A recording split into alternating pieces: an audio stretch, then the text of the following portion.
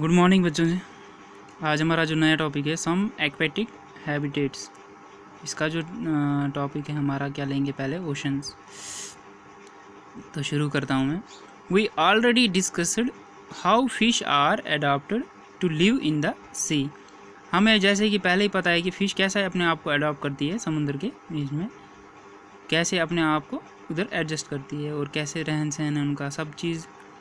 Many other sea animals have streamlined bodies to help them move easily in water.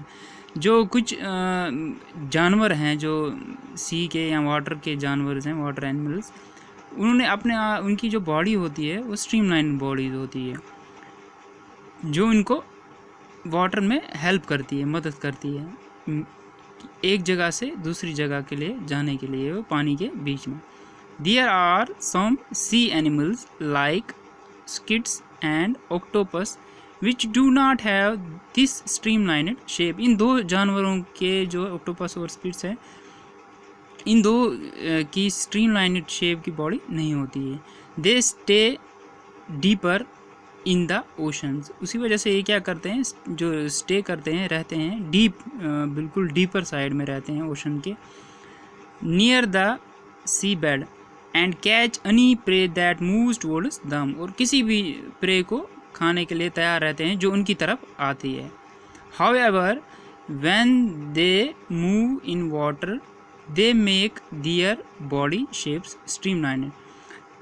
जबकि ये move करते हैं पानी में, ये क्या अपनी बॉडी को क्या शेप वही स्ट्रीमलाइंड शेप में तब्दील कर देते हैं। These animals have gills to help them use oxygen dissolved in water. यही जो एनिमल्स हैं इनको कौन सी चीज़ हेल्प करती है ऑक्सीजन के लिए, वो गई गिल्स। गिल्स के थ्रू इनकी जो ऑक्सीजन है वो कंटिन्यू मिलती रहती है वाटर के बावजूद भी। There are some sea animals like dolphins and whales that do not have gills.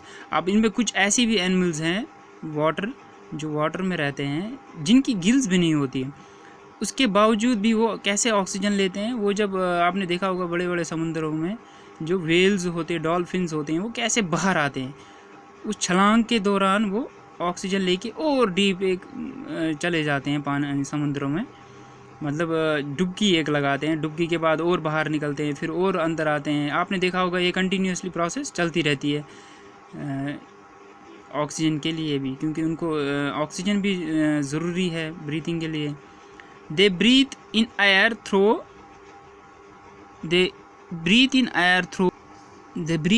through लिखा है यहाँ पे, क्या लिखा है मिसप्रिंट है, through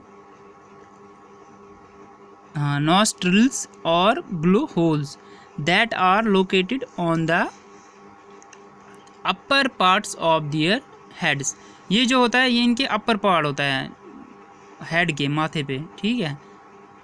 this allows them to breathe in air. यही जो है इनको सांस लेने में मदद करता है हवा में। When they swim near the surface of water they can stay inside the water for a long time without breathing.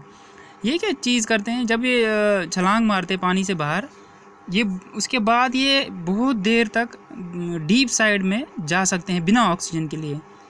मतलब उनको कुछ देर तक ऑक्सीजन की ज़रूरत नहीं पड़ती। फिर they come out to the surface from time to time. ये टाइम पे टाइम ये पानी समुद्र से बाहर आते हैं, इसीलिए एयर के लिए। To breathe in air.